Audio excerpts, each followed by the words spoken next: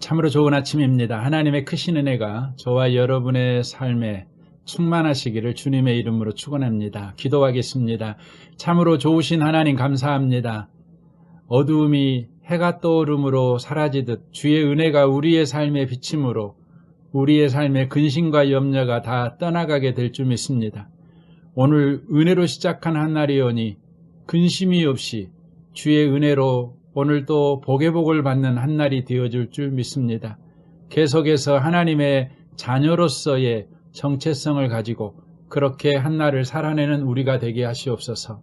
예수님의 이름으로 기도합니다. 아멘. 오늘 하나님의 말씀은 시편 61편입니다. 시편 61편입니다. 1절 말씀부터 4절까지 기록된 하나님의 말씀을 읽겠습니다.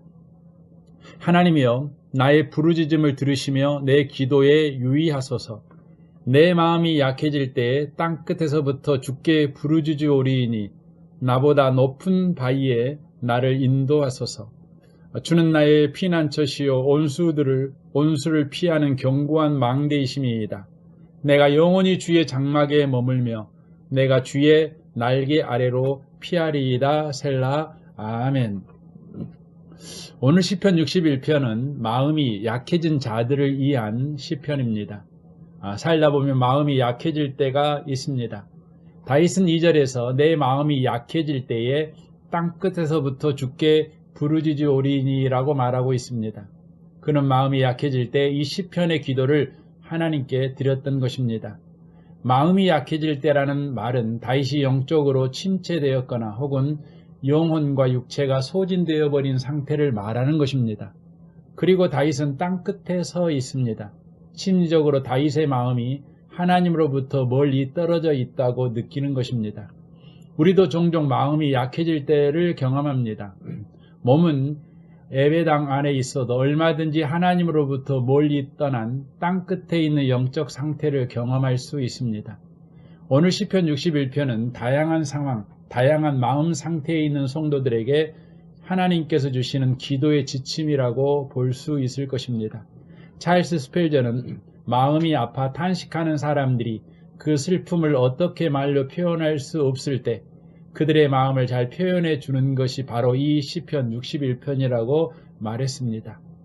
1절 2절에서 다윗은 안전을 강구하고 있습니다.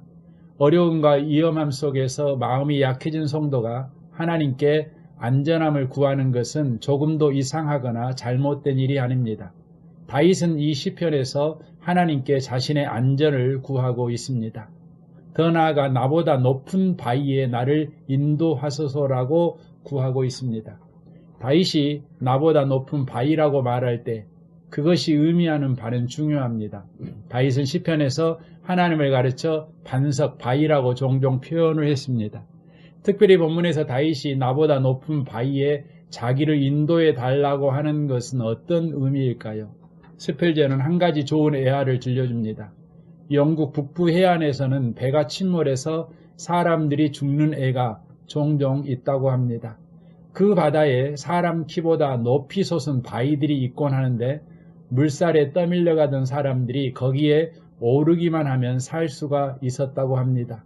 그런데 그런 바위들이 되게 미끄럽고 오르기가 여간 어려운 게 아니었다는 것입니다.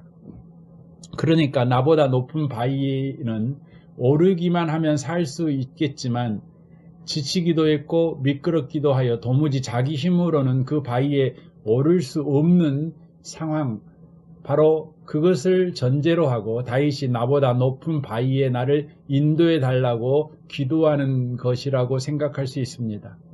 공동 번역은 이런 상황을 잘 보여줍니다. 심장이 멎은 듯 다급하지만 이 땅 끝에서 나는 당신을 부릅니다. 나의 힘으로는 오를 수 없는 바위, 저 높은 바위에 나를 올려 세워주소서. 다윗이 나보다 높은 바위라고 했을 때 그 바위는 자기 힘으로 오를 수 없는 바위를 의미합니다.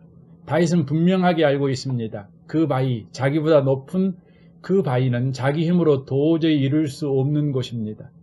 이것은 무엇을 보여주고 있을까요? 바로 예수 그리스도십니다. 예수 그리스도는 우리의 가장 큰 노력, 성취, 소망, 기도, 생각보다 훨씬 높으신 분이십니다. 우리는 원하기만 하면 그리스도께 마음대로 나아가 그 품에 거할 수 있는 것은 아닙니다. 그것은 주님께서 우리를 인도해 주셔야만 가능한 일입니다. 그래서 주님은 이렇게 말씀하십니다. 요한복음 6장 44절입니다. 나를 보내신 아버지께서 이끌지 아니하시면 아무도 내게 올 수 없으니 오는 그를 내가 마지막 날에 다시 살리리라. 이것이 무슨 말씀입니까? 은혜를 가르치시는 말씀입니다. 자기 힘으로 원하기만 하면 그리스도께 나아갈 수 있고 그리스도를 믿을 수 있다는 생각은 아주 교만한 생각입니다. 그것을 지적하시는 말씀입니다. 성경은 가르칩니다. 죄인인 인간은 스스로 하나님께 나올 수 없다. 왜냐하면 죄인은 본성적으로 하나님을 미워하고 그분에게로 나아오기를 원하지 않기 때문이라고 가르칩니다. 하나님께서 우리에게 은혜를 베풀어 주셔야만 우리는 마음을 하나님께로 향할 수 있는 존재입니다. 만일 여러분 안에 하나님을 향하는 마음이 조금이라도 일어나고 있는 것이 보인다면 여러분은 하나님의 은혜를 받은 사람들입니다. 그것은 하나님의 성령께서 여러분 안에 은혜를 베풀어 주신 증거입니다. 그렇다면 여러분은 하나님의 은혜를 힘입어 하나님께로 나아가기를 힘써야 합니다. 더 큰 은혜를 주시기를 구하면서 하나님께서 허락하신 말씀과 기도라는 은혜 수단을 더욱 붙들고 하나님께 나아가야 마땅합니다. 지금 다윗이 하고 있는 것이 바로 그것입니다. 2절을 다시 보겠습니다. 내 마음이 약할 그때에 땅끝에서부터 주께 부르짖으오리니 나보다 높은 바위에 나를 인도하소서. 기도하기조차 싫고 힘들 때가 있습니다.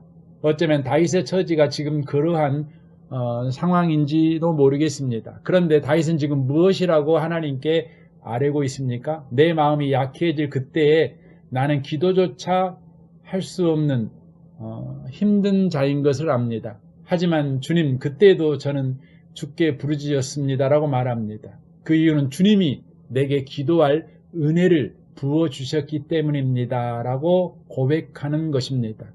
주님이 기도할 은혜를 주셨을 때 그는 그 은혜를 놓치지 않고 하나님 앞에 지금 나아가고 있는 것입니다. 주여, 우리의 기도가 예수님께 나아가는 기도, 하나님의 은혜에 붙잡힌 바 되는 기도가 될 때까지 주여 우리로 부르짖게 하십시오.